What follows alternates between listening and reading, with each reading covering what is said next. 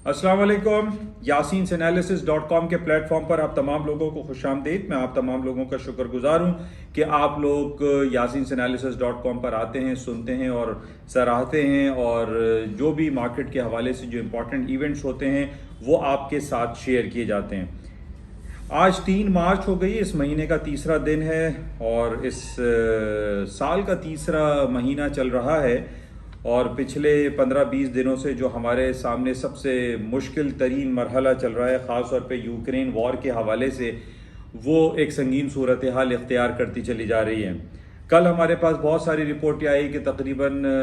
400, कोई कहता है 500, डिफरेंट मीडिया पर डिफरेंट खबरें आ रही हैं कि लोगों की हलाकत हुई है। रूस ने अपनी जारियत और रूस ने जो अटैक्स है उसमें बहुत ज़्यादा तेज़ी दिखाना शुरू कर दी है और बहुत सारे इलाकों पर रूस ने यूक्रेन के इलाकों पर कब्जा कर लिया है, ये रूस का दावा है। जबकि दूसरी तरफ हमारे पास मुख्तलिफ खबरें आती हैं डिफरेंट ज़राए अबलाग से कि जनाब रूस ने अभी अटैक नहीं किया है और रूस को जारियत का सामना करना पड़ रहा है और रेजिस्टेंस उसको मिल रही है, यूक्रेन की तरफ से भी फायर किए जा रहे हैं। तो बहरहाल ये मुख्तलिफ किस्म की बातें हैं, लेकिन हमारे पास जो जो मीडिया पे दिखाया जा रहा है, जो CNN है, डिफरेंट चैनल्स हैं, वहाँ पर ये दिखा रहे हैं कि जनाब यूनिवर्सिटीज़, कॉलेजेस एंड हॉस्पिटल्स, और सबसे ज़्यादा जो इंतहाई सेंसिटिव इलाका था जिसको हॉलोकॉस्ट मेमोरियल कहा जाता है, जो कि आप जानते हैं कि जो जूज लॉबी है या जूज मज़हब है या जूडाइज़म का एक इंतहाई होली प्लेस है जिसके ऊपर कल अटैक किया गया, होलोकॉस्ट मेमोरियल के ऊपर। इसके बाद हमने देखा कि अमेरिका की तरफ से भी बहुत ज़्यादा बातें शुरू हो गई और इसराइल की तरफ से उनकी जो मजहबी रहनुमा हैं उनकी तरफ से बहुत ज़्यादा कंडेम किया गया और इसके ख़िलाफ़ बहुत ज़्यादा आवाज़ें उठाई जा रही हैं। और रूस की जारियत जो मुसलसल बढ़ती चली जा रही है उसके हवाले से अमेरिका, यूरोप और इसराइल से बहुत ज़्यादा कमेंट्स हमें सुनाई दे रहे हैं। तो बहरहाल इस जंग में शिद्दत आमेज़ी का पहलू आता चला जा रहा है और हम ये देख रहे हैं कि कल भी हमारे पास ये रिपोर्ट थी कि नेटो ने तकरीबन 70 लड़ाका तैयारे यूक्रेन की तरफ भेजने का इरादा जाहिर किया है। लेकिन हम जिस तरीके से ये देख रहे हैं कि सिर्फ ये बातें ज़्यादा हो रही हैं और अभी तक प्रैक्टिकली यूक्रेन के ऊपर नेटो, बरतानिया या अमेरिका ने प्रैक्टिकली इसकी अभी तक मदद नहीं की है। और यूक्रेन की तरफ से ये बातें भी सामने आ रही थी कि जनाब पहले अटैक होने से पहले या जो मामला चल रहे थे कि यूक्रेन नेटो में शामिल होने जा रहा है और यूक्रेन यूरोपियन यूनियन में शामिल होने जा रहा है, इस हवाले से बहुत सारी बातें चलती रहीं। पिछले 8-10 सालों से रूस यूक्रेन को मना भी करता रहा कि आप ये तमाम मामलात में ना पड़ें, आप ना तो नेटो में जाएं और ना ही यूरोपियन यूनियन में जाएं। बहरहाल नेटो और यूरोपियन यूनियन और अमेरिका की तरफ यूक्रेन की हुकूमत का झुकाव बहुत ज़्यादा था, जिसकी वजह से ये खाइफ बहुत ज़्यादा नाला थे व्लादिमीर पुतिन साहब, सदर रूस। उन्होंने इस हवाले से फिर फाइनली उन्होंने अटैक किया, उसको इन्वेट किया और अब वो यूक्रेन पे ये दावा हो रहा है कि यूक्रेन के तकरीबन 50-60% इलाकों पर रूस का कब्जा हो चुका है। लेकिन बहरहाल इस हवाले से बहुत सारी बातें चल रही हैं और बहुत सारी पाबंदियां रूस के ख़िलाफ़ लगाई गई। पिछले दिनों हमारे पास ये खबर आई कि रूस के जो बिलियनर्स हैं उनके अकाउंट्स को फ्रीज़ कर दिया गया है, वहाँ के बैंकिंग फाइनेंशियल सिस्टम को होल्ड कर दिया गया है और रूस का ताल्लुक यूरोपियन यूनियन या यूरोप के डिफरेंट बैंकों से ख़त्म कर दिया गया है। तो ये बहुत सारी बातें हमारे सामने आ रही हैं। अमेरिका की तरफ से बहुत ज़्यादा स्ट्रेट सैंक्शंस लगा दिए गए हैं रूस के ख़िलाफ़, लेकिन रूस इन तमाम बातों को खातिर में नहीं ला रहा है और रूस ने पहले ही ये कह दिया था कि जनाब ये तमाम मामला जो सामने आएंगे तो रूस के पास भी कुछ ऐसे हथियार मौजूद हैं जो कि बेसिकली वेपन्स नहीं हैं लेकिन वो कमोडिटी हैं, और that is crude oil and gasoline या गैस। हमें यह भी मालूम है कि तकरीबन 40% गैस रूस प्रोवाइड करता है यूरोप को और 25% क्रूड ऑयल की सप्लाई रूस करता है यूरोप को। आज हमारे पास ताज़ा तरीन खबर सुबह ये आई कि यमल पाइपलाइन जो है, जो कि जर्मनी को गैस प्रोवाइड करता है, उसका प्रेशर रिड्यूस कर दिया गया है, कम कर दिया गया है, जिसके बाद हमने ये देखा कि आज क्रूड ऑयल की प्राइसेस होश रुपए इजाफे के साथ $116 को भी क्रॉस कर गई। आज तकरीबन 12 साल का इसने हाई किया है, 12 या 15 साल का हाईएस्ट लेवल पर है क्रूड ऑयल, और क्रूड ऑयल के मजीद ऊपर जाने के इम्कानात मौजूद हैं। हमें यह मालूम है कि जब गैस का प्रेशर कर दिया जाता है, कम कर दिया जाता है, गैस की सप्लाई रोक दी जाती है, तो उसके बाद अल्टीमेटली क्रूड ऑयल की मांग में इजाफा हो जाता है। और आज को यही सूरत हाल हम देख रहे हैं कि जब से ये यमल पाइपलाइन जो कि जर्मनी को प्रोवाइड कर रही थी रूसी गैस, वो बंद कर दी गई या उसका प्रेशर कम कर दिया गया, तो जिसकी वजह से क्रूड ऑयल की प्राइसेस ऊपर की तरफ चली गई। आज सुबह से मेरे पास मुख्तलिफ कॉलें भी आई, लोगों के सवालात आते रहे कि जनाब ये पेट्रोल की कीमतें बहुत ज़्यादा ऊपर चली गई हैं, ये क्या होगा, कैसे होगा, ये बेहतर कैसे होगा। मार्केट में वो स्टक हो गए, 80, 90, $70 पे लोगों की शॉर्ट सेलिंग पड़ी हुई है और हज़ारों लाखों डॉलरों के उनके नुकसान हो रहे हैं। तो मैंने अपने डिफरेंट स्पीच में आप तमाम लोगों की खिदमत में ये बात पेश की थी, और जब ये जंग शुरू होने से पहले ही, जब ये हॉट टॉक्स शुरू हो गए थे, मैंने आप तमाम लोगों से यही कहा था कि इस जंगी हालात में क्रूड ऑयल की प्राइसेस हो या सोना, चांदी, पैलेडियम, प्लैटिनम, जिंक, कॉपर, ये तमाम आइटम में आग लग जाएगी। ये तमाम इनके जो भाव हैं, इनके जो रेट्स हैं, उसमें होश रुबा इजाफा होगा, क्योंकि जंगी हालात में हमें यह मालूम है कि तमाम प्रेशियस मेटल हों या कमोडिटीज प्राइसेस हों, और खासकर इनका जो कोर आइटम है that is crude oil and gas, इनकी जो सप्लाई जब डिसरप्शन होती है तो अल्टीमेटली तमाम चीजों में इजाफा हो जाता है। फॉर एग्जाम्पल आज पाकिस्तान की बात, बल्कि पाकिस्तान से पहले हम श्रीलंका की बात करते हैं। आज श्रीलंका की खबर आई हुई है कि जनाब श्रीलंका में पेट्रोल का क्राइसिस हो गया है, वहां पे उनका फॉरेन करेंसी रिजर्व जो है वो डिक्लाइन कर गए, उनके पास इतने पैसे नहीं है कि वो क्रूड ऑयल को खरीद सकें। तो क्रूड ऑयल हमारी बैकबोन है, हमारे लिए सबसे इंपॉर्टेंट कमोडिटी है, जिसकी हमें और आपको भी फिक्र करनी चाहिए कि पाकिस्तान क्रूड ऑयल की बढ़ती हुई प्राइसेस को किस तरीके से मैनेज कर सकता है। हमारी जो कमोडिटी प्राइसेस में होश रुपए इजाफे की जो इम्कानात आ रहे हैं, जो खुर्द नोश की अशिया महंगी तरीन होती चली जा रही हैं, इस हवाले से हमें सोचने की बहुत ज्यादा जरूरत है। और इसका सबसे इंपॉर्टेंट पॉइंट मैं आपको यह बताऊं कि जिस तरीके से क्रूड ऑयल की प्राइसेस आज तकरीबन 10-15 साल के हाईएस्ट लेवल पर खड़ी हुई है, बिकॉज ऑफ जो डिसरप्शन क्रिएट हो रहा है रूस और यूक्रेन की जंग की वजह से, इसमें और मजीद इजाफा हो सकता है, ना सिर्फ इंटरनेशनल मार्केट में बल्कि हमारी लोकल इंडस्ट्री,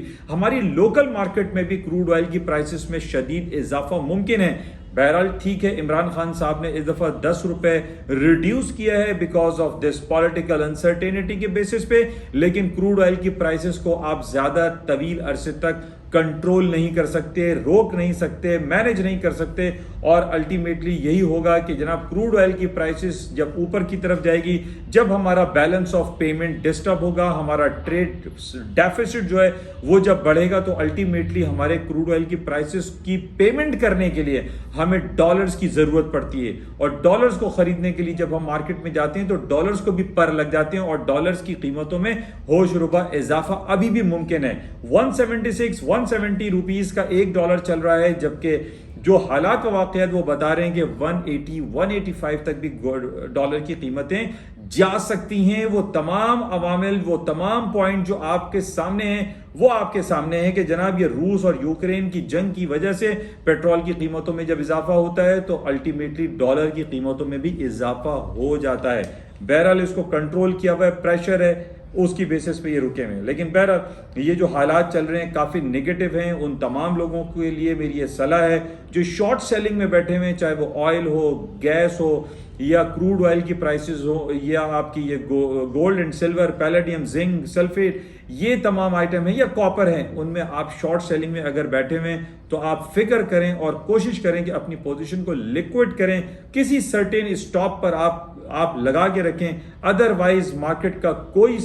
जो हालात चल रहे हैं उसमें कुछ भी हो सकता है।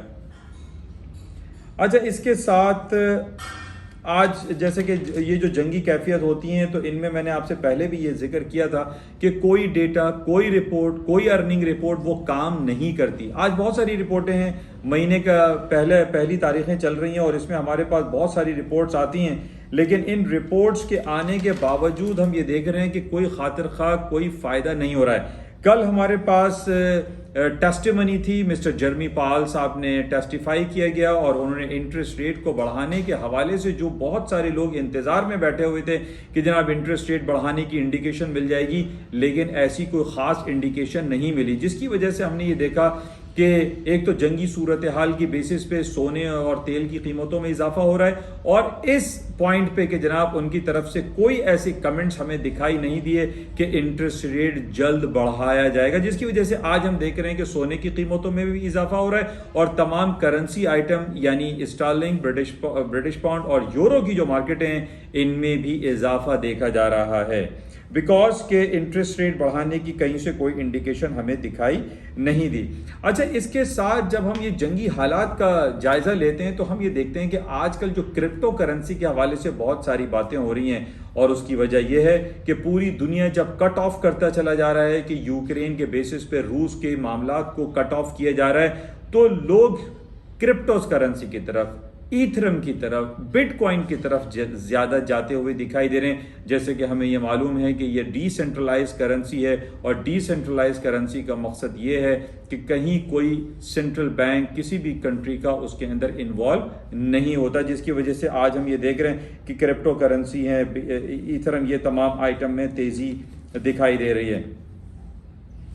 अच्छा, आज एक और ख़बर थी लंदन स्टॉक मार्केट के हवाले से। लंदन स्टॉक्स के जो बड़े हैं वो ये कहते हैं कि ये जो यूक्रेन और रूस के दरमियान जो जंगी कैफियत है इसका एक कोई नेगेटिव इम्पैक्ट नहीं पड़ेगा। देखें, ये सारी बातें, हालांकि ज़ाहिर है जब जंग शुरू होती है तो हर जो अपोनेंट पार्टी होती हैं वो हमेशा अपने जीत का ऐलान करते रहते हैं कि जनाब हमने ये सक्सेस हासिल कर ली है। तो इसी तरीके से हम ये देख रहे हैं कि लंदन है, बरतानिया, ये सारे जब इन्वॉल्व होते हुए दिखाई दे रहे हैं कि इस जंग में कहीं ना कहीं ये शामिल हो जाएंगे।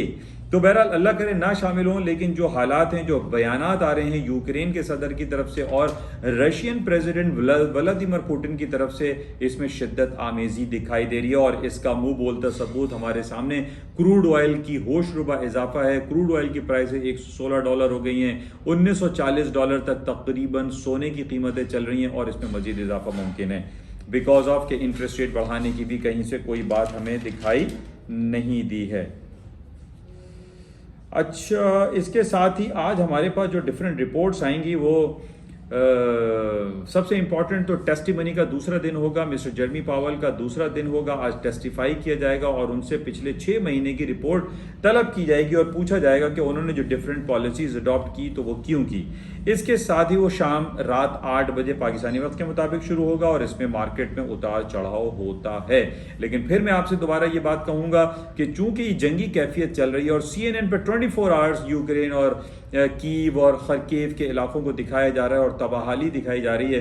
तो इस बेसिस पे ये जितने भी डेटा और रिपोर्ट्स होती हैं इनकी कोई ख़ास अहमियत नहीं होती। अच्छा, इसके साथ आज इंटरनेशनल ये ISM की रिपोर्ट आती है, मैन्युफैक्चरिंग की रिपोर्ट आती है। ISM मैन्युफैक्चरिंग है, वीकली जॉबलेस क्लेम है, फैक्ट्री ऑर्डर्स हैं और ख़ास तौर पे आज बड़ी इंपॉर्टेंट खबर आने वाली है नेचुरल गैस आउटपुट के हवाले से। अब नेचुरल गैस पे इतनी ज़्यादा मार्केट मूव तो नहीं करती, लेकिन आज मूव कर सकती है। शाम में 7, 8, 9 बजे का कुछ टाइम होता है, इसको आप देख लीजिएगा। नेचुरल गैस की आज रिपोर्ट आएगी, इस पे भी मार्केट में उतार चढ़ाव मुमकिन है, इसको आप वॉच कीजिएगा। अच्छा, इसके बाद सबसे इम्पॉर्टेंट जो खबर कल हमें दिखाई दी, जो ख़ास तौर पे ये मैंने आपसे जिक्र किया है, जो होलोकॉस्ट के ऊपर अटैक हुआ था, ये हम अगर इसका तारीखी जायज़ा लें तो बैक इन 1939 में जब सेकेंड वर्ल्ड वॉर शुरू हुई थी उसका भी तरीक़ा तकरीबन ऐसे ही रहा था। जर्मनी ने अटैक कर दिया था पोलैंड के ऊपर, जर्मनी ने पोलैंड पे अटैक किया, जर्मनी ने रूस के ऊपर अटैक किया, तो इस तरीके से ये वॉर फैलती चली गई। आज हम ये देख रहे हैं कि रूस ने यूक्रेन के ऊपर अटैक किया है और जब अटैक किया है तो उसके बराबर जो पड़ोसी ममालिक हैं, बेलारूस है, पोलैंड है और आगे आप चलते जाएं तो जर्मनी, फ्रांस और इंग्लैंड, ये सारे आ जाते हैं। तो आहिस्ता आहिस्ता हम ये देख रहे हैं कि तमाम ममालिक किसी न किसी तरीके से, चाहे वो गैस की सप्लाई को रोकना हो या पेट्रोल की सप्लाई को डिसरप्ट करना हो, इस बेसिस पे तमाम ममालिक वो जंगी कैफियत में मुब्तला दिखाई देते हैं। उसकी वजह आज जैसे मैंने आपसे कहा कि यमल पाइपलाइन की जो प्रेशर है उसको रिड्यूस कर दिया गया है, उससे अल्टीमेटली तमाम ममालिक जो हैं इफेक्ट हो रहे हैं, नेगेटिव इम्पैक्ट पड़ रहा है। तो बहरहाल इन तमाम हालात का अगर हम जायज़ा लेते हैं तो हम ये देखते हैं कि स्टॉक में जो तेज़ी की बातें हम कर रहे थे उसमें फ़िलहाल एक स्टे आया है, एक स्टॉप आया है और माइट पॉसिबल स्टॉक मार्केट में थोड़ा सा डाउन साइड पे मूव आ जाए क्योंकि इसका दायरा बढ़ता चला जा रहा है। इसका कंपैरिजन सिर्फ हम आज से तकरीबन 8-10 साल पहले देखते हैं। एक फाइनेंशियल क्राइसिस आया था, मुल्क है छोटा सा ग्रीस, और उसके फाइनेंशियल क्राइसिस के आने की वजह से पूरी दुनिया की स्टॉक मार्केटें रेटल डाउन हो गई थी। और आज भी हमारे पास ये जो हालात चल रहे हैं यूक्रेन और रूस के हवाले से, माइट पॉसिबल कि मार्केटें थोड़ा डाउन साइड पर आना शुरू हो जाएं। एंड प्लस जो इंटरेस्ट रेट बढ़ाने की बातें हो रही हैं, आज भी जो जर्मी पाल साहब की टेस्टिमनी होगी उनकी तरफ से अगर कोई ऐसा बयान आज आ जाता है कि इंटरेस्ट रेट बढ़ाया जाएगा सूनर देन लेटर, तो माइट पॉसिबल कि मार्केटें डाउन साइड पे हो सकती हैं। बहरहाल हमें इन तमाम हालात और वाक़यात के साथ साथ ये जो इंपॉर्टेंट इवेंट्स होते हैं इन पर नज़र रखना बहुत ज़रूरी होता है। अच्छा, इसके साथ पाकिस्तान स्टॉक मार्केट भी ज़ाहिर है पूरी दुनिया से अलग तो नहीं, आज भी मार्केट रिलक्टेंट है, कोई ख़ास बड़ी तेज़ी और मंदी मार्केट में नहीं है। मार्केट इसको चेक कर रही है कि यूक्रेन के हवाले से कोई मामला तय पा जाएं। यूनाइटेड नेशन जनरल असेंबली का इजलास हुआ और उसमें भी बहुत ज़्यादा पाकिस्तान के ऊपर प्रेशर है कि पाकिस्तान रूस को कंडेम करे और रूस के ख़िलाफ़ बयान दे, लेकिन हुकूमत पाकिस्तान ने रूस के ख़िलाफ़ किसी बयानबाजी से इज्तनाब किया है। ये कहा जा सकता है कि पाकिस्तान अगर ये बयान दे तो ज़्यादा मुनासिब होगा कि वो ये बयान दे कि जनाब जंग किसी मसले का हल नहीं, आपस में टेबल टॉक करके मामलात को सुधारना चाहिए। तो ये हमारी तरफ से भी है और हुकूमत पाकिस्तान भी, मैं समझता हूँ कि ये इस किस्म का अगर बयान दे दे तो Pakistan United nation general assembly हो, चाहे यूरोपियन यूनियन हो या अमेरिका, बरतानिया, कहीं पर हो, तो पाकिस्तान को एक रिस्पेक्ट मिलेगी। लेकिन एब्सेंशिया या एब्सेंट हो जाना ये किसी मामलात का हल नहीं है। हमें कोई ना कोई राह इख्तियार करनी चाहिए क्योंकि वहाँ के बहुत सारे लोग, 400-500 लोग हलाक हो चुके हैं और वो शहरी हैं, बुज़ुर्ग हैं और ख़वातीन हैं, बच्चे हैं, उनका हम सब को ख्याल करना चाहिए ऑन ह्यूमैनिटेरियन ग्राउंड। इंशाल्लाह आपसे राब्ते में रहेंगे और देखते हैं कि मज़ीद क्या ख़बरें रहती हैं और मार्केट किन टेक्निकल लेवल्स और किन यूक्रेन और रूस के मामलात को हैंडल करती है और किस तरीके से इसको चलाती है। इंशाल्लाह राब्ते में रहेंगे। आपसे गुजारिश कि इस यूट्यूब चैनल और इस प्लेटफॉर्म को, यासीन एनालिसिस को ज़्यादा से ज़्यादा आप लाइक करें, शेयर करें और इसको अपने दोस्त अहबाब में फैलाएँ। थैंक यू, खुदा हाफिज़।